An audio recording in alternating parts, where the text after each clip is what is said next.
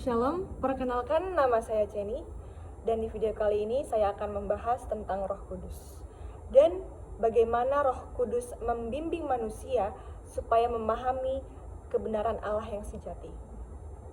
Oke teman-teman, jadi menurut Dr. Erastus Sabdono, Roh Kudus ini bukanlah hanya suatu tenaga yang aktif yang berasal dari Allah, yang tidak mempunyai pikiran, perasaan, ataupun kehendak.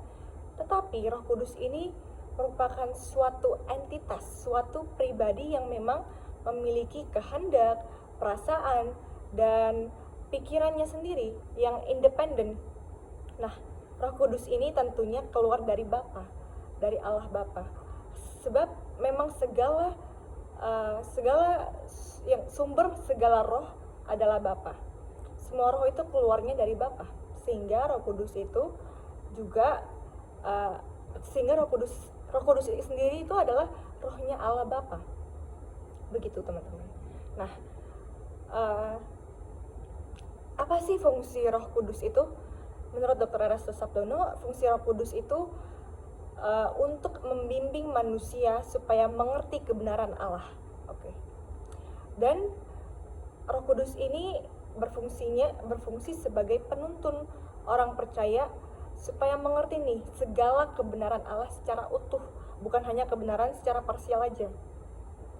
Dan dari sini kita udah tahu nih, ternyata kebenaran Allah itu memang tidak bisa dipahami oleh manusia, dipahami oleh logika manusia saja. Secara independen, manusia tidak mampu untuk mengerti kebenaran Allah secara utuh dengan dirinya sendiri, tanpa bantuan Roh Kudus ini, tanpa bantuan dari entitas tersebut. Nah, dalam bukunya Dr. Erastus Sabdono juga dikatakan bahwa pengalaman empiris manusia, pengalaman hidup manusia, juga pengalaman bersama Roh Kudus inilah yang sangat penting supaya manusia bisa dibimbing agar mengerti kebenaran Allah. Karena tanpa Roh Kudus, manusia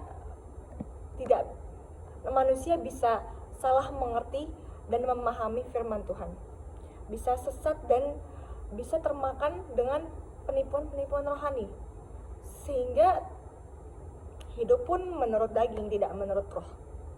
Nah, Roh Kudus ini tidak hanya memberi pemahaman tentang Injil, tentang firman Tuhan, tidak hanya memberi informasi intelektual saja, tetapi Roh Kudus itu yang paling penting, yang menjadi fungsi utamanya itu adalah bagaimana Roh Kudus memimpin hidup manusia supaya juga melakukan kebenaran tersebut, tidak hanya mengerti saja. Karena jika hanya mengerti dan tidak dilakukan, tidak ada gunanya. Nah, Roh Kudus ini memimpin manusia supaya mengenal kebenaran utuh. Proses pengenalan inilah yang penting. Dan Roh Kudus ini sangat aktif bekerja dalam hidup orang percaya dan secara progresif, bertahap, dan menyeluruh. Nah, peran Roh Kudus ini tentunya adalah menyadarkan manusia akan dosa. Dan tidak hanya menyadarkan saja, menyadarkan manusia melalui hati nurani yang telah diberikan oleh Allah kepada setiap masing-masing manusia.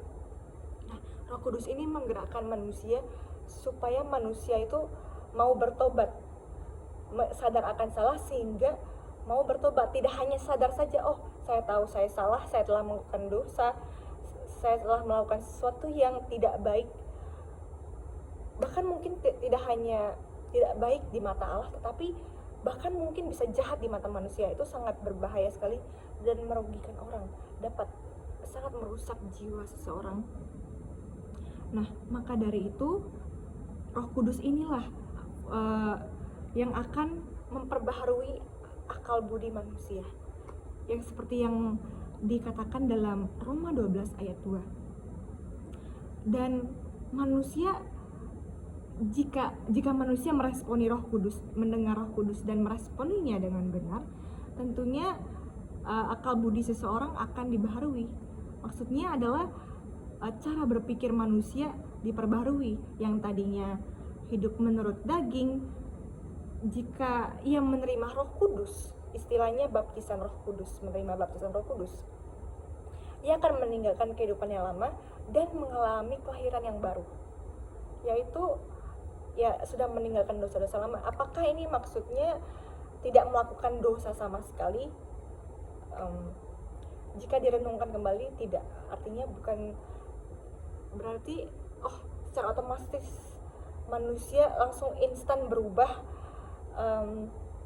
tidak melakukan dosa sama sekali. Bukan seperti itu.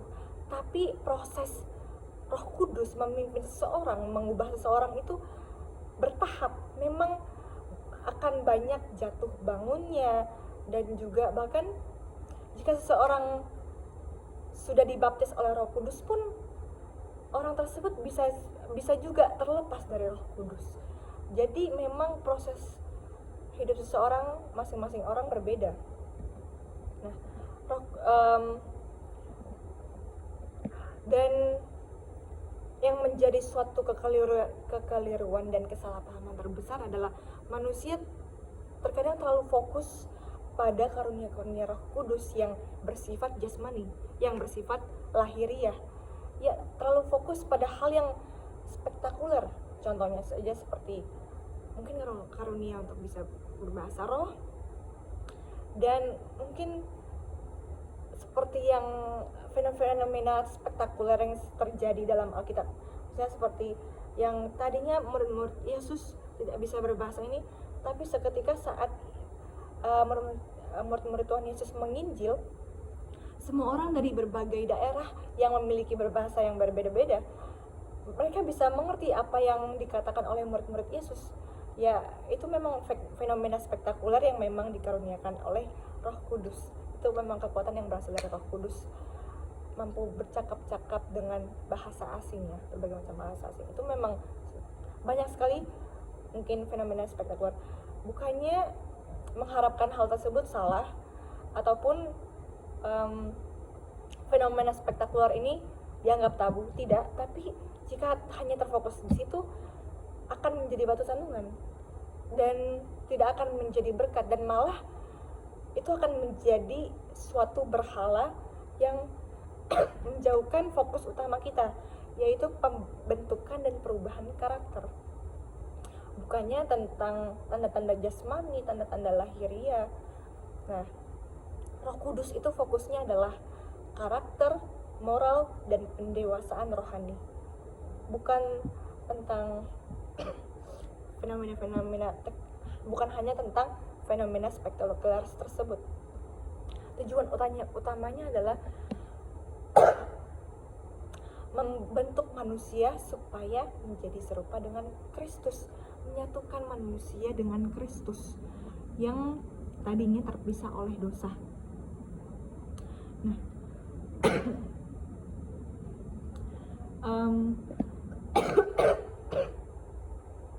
Roh Kudus ini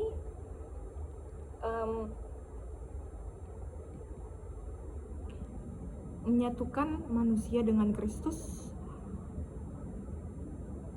tidak bisa hanya dari Roh Kudus saja, tetapi buahnya, hasil dari Roh Kudus hasilnya akan berbeda-beda tergantung dengan respon masing-masing orang tentunya. Apakah ia akan mendengarkan suara Roh Kudus atau tidak?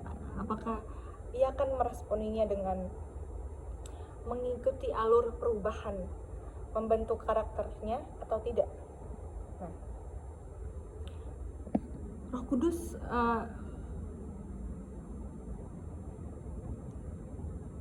Roh Kudus sendiri seperti yang kita tahu, ya, para penulis Alkitab sendiri mendapat inspirasi dan ilham ilahi dari Roh Kudus. Dan berarti memang Alkitab itu bukan hanya sekedar pemikiran manusia, tetapi juga berasal dari Roh Kudus, dari Allah Bapa sendiri juga. Dan cara kerja Roh Kudus bukan hanya sekedar mistik dan irasional, ya, tetapi cara kerja Roh Kudus ini tetap relevan dan natural dan dapat dipahami oleh manusia gitu. Jadi memang proses penulisan Alkitab bukannya yang tiba-tiba turun dari langit firman Tuhan dan ya fenomena spektakuler tersebut, tetapi yang menjadi fokus utama pekerjaan Roh Kudus, karya Roh Kudus itu ya adalah pembentukan karakter. Sehingga jadi kita tidak boleh hanya fokus terhadap fenomena spektakuler tersebut, fenomena supranatural. Nah, Roh Kudus sendiri bukan hanya mengungkapkan kebenaran pada masa lampau melalui Injil, melalui Alkitab, melalui firman Tuhan, tapi Roh Kudus juga masih bekerja nih sampai sekarang dalam kehidupan orang percaya. Roh Kudus itu selalu bekerja dan akan terus bekerja hingga sekarang, membimbing manusia melalui kehidupan sehari-hari, membimbing kehidupan praktis manusia, menolong manusia dalam kelemahan, menguatkan iman seseorang. Dan Roh Kudus ini merupakan penghubung antara firman dan pemahaman hidup manusia. Jadi Roh Kuduslah yang menolong kita bagaimana kita mengerti firman Tuhan. Maka dari itu memang manusia harus menjalin hubungan dengan Allah Bapa, dan itu bisa dilakukan melalui Roh Kudus. Karena sulit bagi manusia untuk memahami Allah secara sepenuhnya, tapi bukan mustahil. Dan tentunya Tuhan tidak akan menutupi atau menyembunyikan hal-hal yang penting, yang konkret, yang terutama, yang penting bagi manusia untuk dipahami, tidak akan. Maka dari itu Roh Kuduslah yang akan menolong manusia untuk menghubungkan manusia dengan Allah, supaya manusia kembali ke rancangan Allah yang semula dan berkualitas corpus delicti. Karena tujuannya memang kembali lagi dengan corpus delicti, supaya manusia bisa membuktikan bahwa Lucifer itu salah. Itulah tujuan Roh Kudus dan fungsi Roh Kudus hadir di dunia ini untuk orang percaya, untuk kehidupan orang percaya. Supaya manusia tidak terus-terusan tersesat dan jatuh dalam kehidupan yang berdosa. Sekian dan terima kasih untuk video hari ini. Shalom.